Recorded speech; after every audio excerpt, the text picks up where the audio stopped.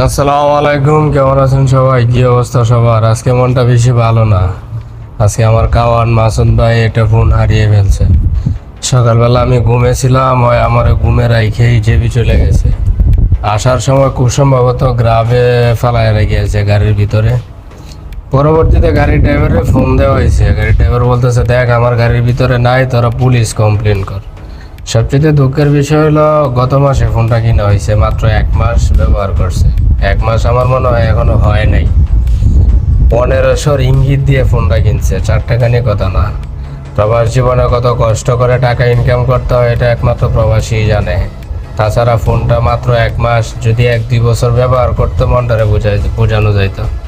1500 ইঙ্গিত বাংলা টাকা বহুত টাকা। সেটা আপনি হিসাব করলে পাবেন 45-50 হাজার টাকার মতো। তারপরে আর কি করা, এখন বিকেল থেকে আবার জেবিতে আসলাম। তার একটা পুরাতন ফোন ছিল আগের, ওইটারে নিয়ে আইছি ঠিক করানোর জন্য। দেখি এটা যদি ঠিক হয় তাহলে এটা দিয়ে আপাতত কাজ চলবে। তো সবাই দোয়া করবেন আমাদের জন্য, আল্লাহ পাক যেন আমাদেরকে ভালো রাখে, সুস্থ রাখে।